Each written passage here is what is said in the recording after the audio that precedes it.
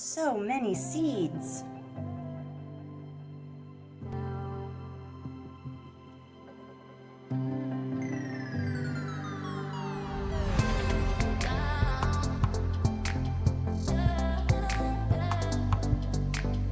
That's what I said.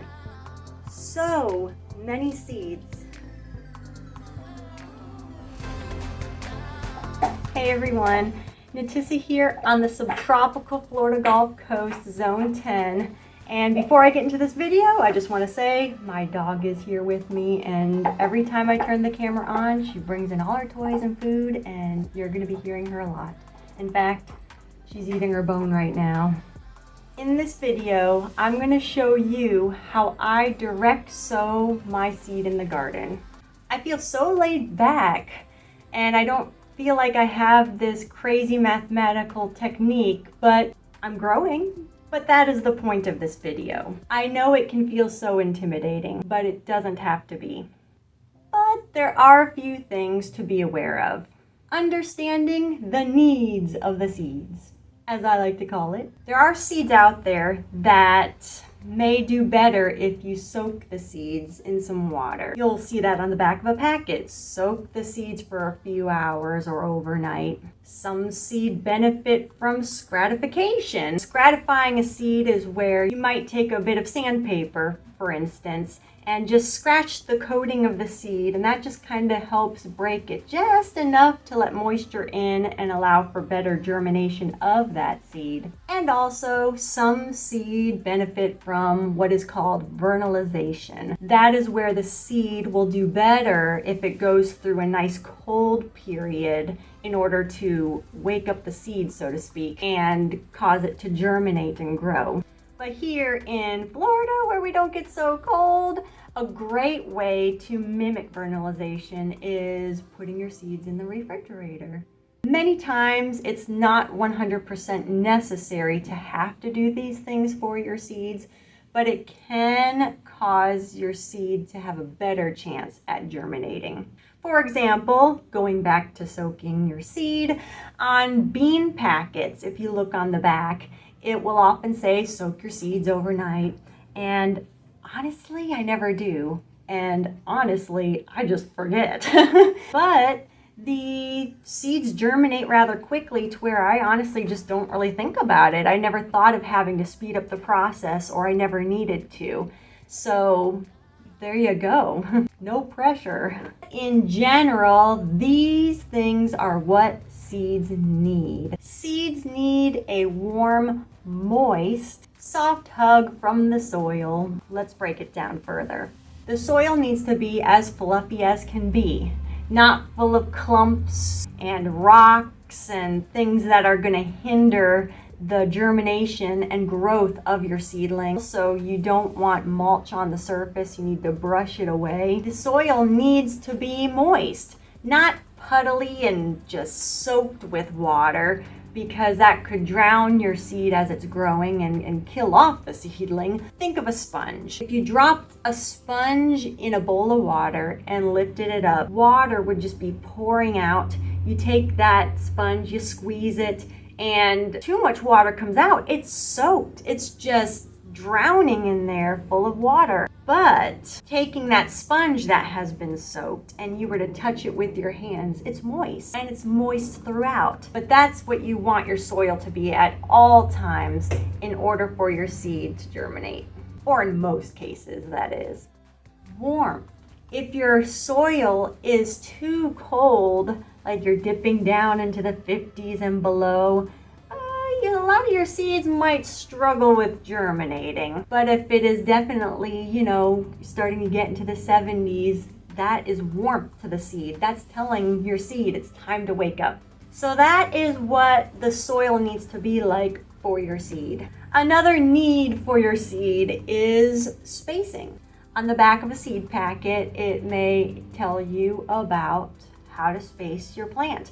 And why this is important is because your plant needs enough room to spread out its foliage and grow so it can get enough sunlight.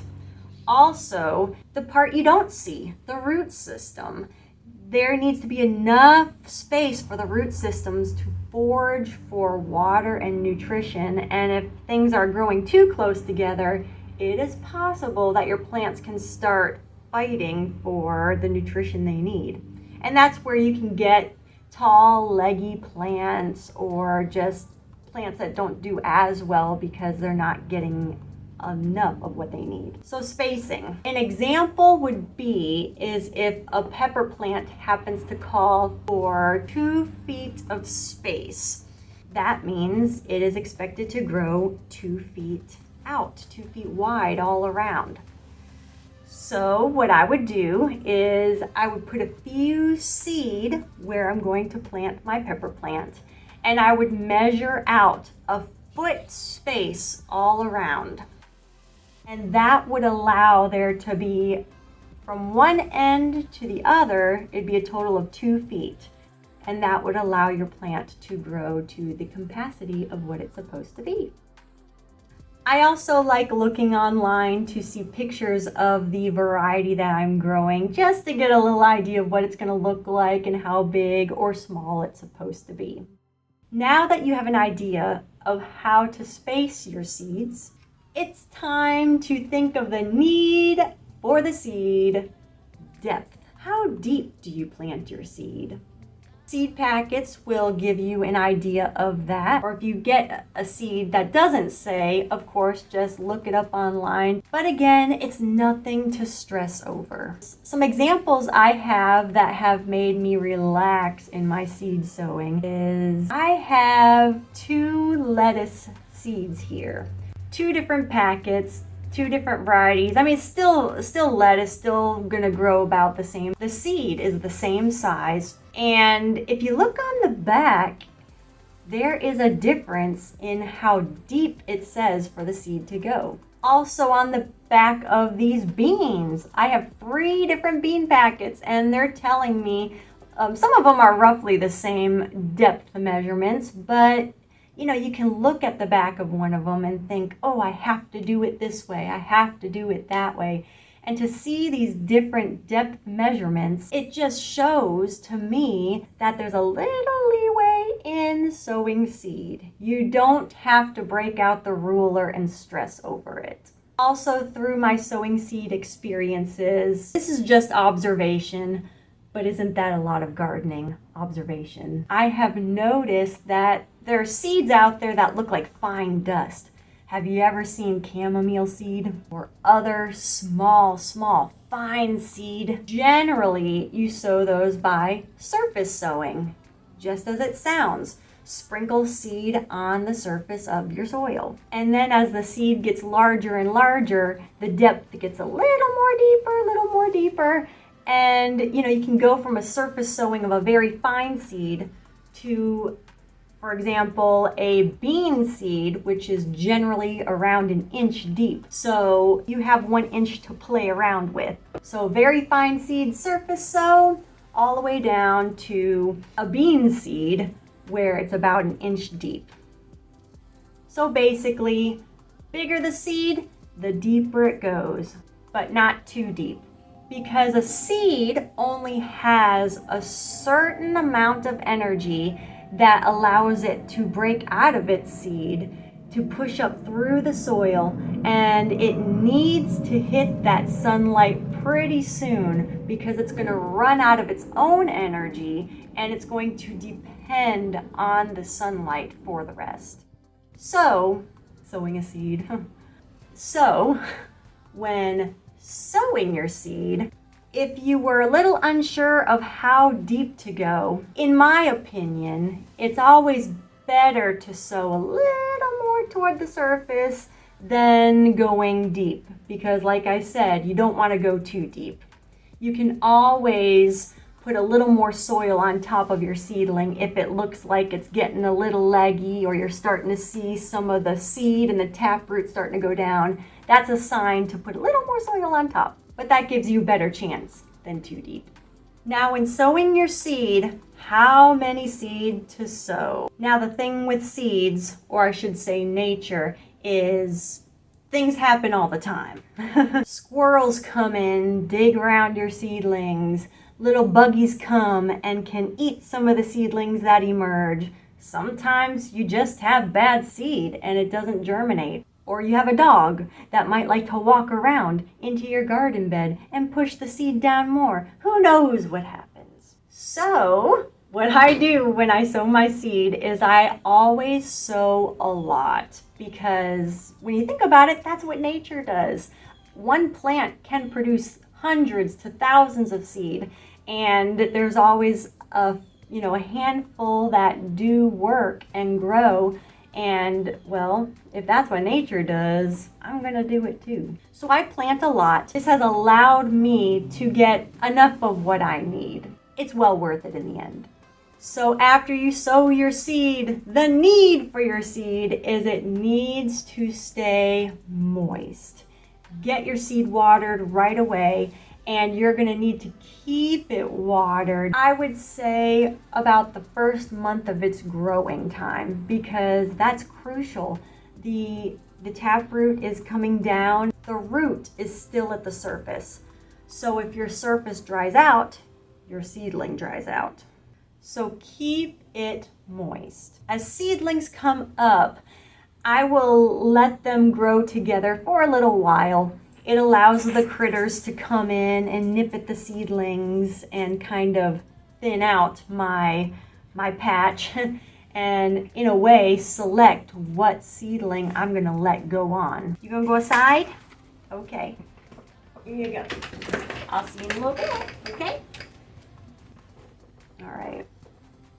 But if the bugs don't do it, there is a point where then I go in and thin my seedlings. That is where you take out, well, actually, I prefer you clip out the seedlings around the selected seedling that you're gonna let go on. The reason why I recommend cutting it is you don't want to pull your seedling out, because the root systems might be intertwined and you might disrupt the plant of the one you're keeping and letting grow.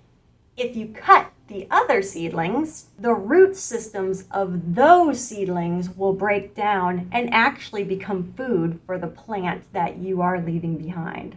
I usually find myself doing this around close to a month after I sow them. I start making my selections. And depending on the plant, you can also use it as microgreens in your meals.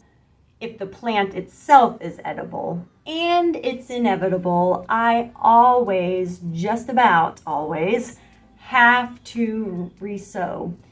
Like I said, squirrels come in the garden. I don't know what they've messed up completely, so I might just do a couple of resows. Maybe I feel like a seed should have come up sooner, so I just sow in some more seed. And there are times where, honestly, maybe I was just a little impatient and I'll sow some seed, but then I'll have more coming up from what I sowed before, and that just means extra plants. Probably be showing that later on in the season. Free plants from the garden. Coming in. All right, almost done, Minu. With that said, let's go sow some seed.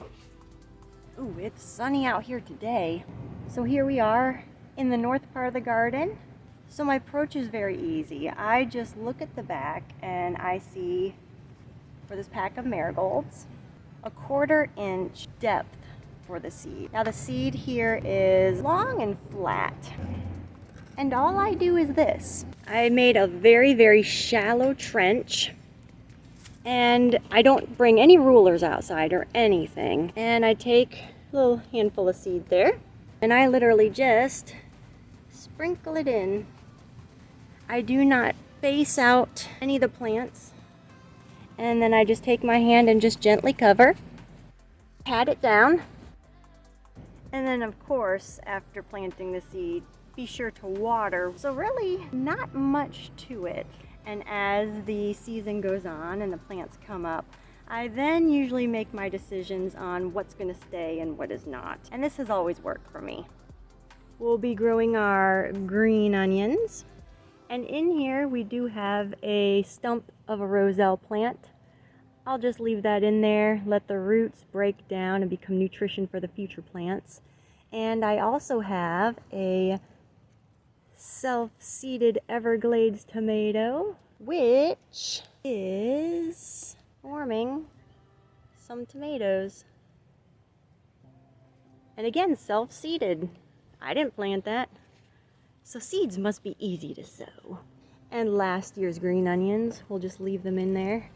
They have definitely seen better days. So a quick demonstration on sowing these green onions. Now the seed packet says a 1/2 inch depth, but just like the marigold seeds, all I do is, I just do a little trench once again, ruler, and I just take the seed, a nice load of them, just go around and sprinkle it in the trench. Multiple seeds. And that is going to ensure that there will be plants coming up. Sometimes squirrels dig in this. Sometimes certain seeds just don't germinate for whatever reason. But it all works out in the end. Close in the soil on it. The seeds will also kind of fall within the cracks of the soil. And that's fine too. All right, I got you in on the edge of one of the beds just to give a quick bean planting demonstration. As you can see, there's a lot of debris on the top, mulch, because that's what it be. And you'll want to clear the mulch and large chunks of any rocks or anything out of the way so it doesn't hinder the growth of your seed. With smaller seed, you definitely want to do that because the seed needs to come up, and it's just easier without anything hindering in its way. But thankfully, bean seeds are decently large. Should be all right. Now this is all I do, nothing special. I put beans about 3 inches apart. So let's say this one doesn't come up. Well, then here's a plant and here's a plant. And that's pretty darn good spacing, at least in my experience. All I do is just push the seed down about 1 inch. Nothing crazy. And smooth it out. Press it in. Then what do? You guessed it. Whew. Well, I hope this sowing seed video has made you feel a little more comfortable and at ease that sowing seeds doesn't have to be so bad. You don't have to be a scientist. You don't have to know it all. All you gotta do is just get the seeds in the ground. I mean, think about it. If plants can throw their seed around without any ruler or heavy planning, and they get wonderful plants, I think we can sow seeds without stress too. Thank you for watching, and I'll see you in the next one. Here are the marigolds that I have sown. Looking pretty good, not bad at all. Right below my eggplant. And for the green onions, unfortunately, a few came up, but some squirrels did come through and dug around in there. But also, that Everglades tomato that self-seeded has exploded since then. So we did the green onion resow, and here they are now. And again, squirrels dug into these, even though it was in my carport, but I'm still hopeful that they will show up in due time. And here are the beans. We are going to be enjoying beans very soon. Not bad.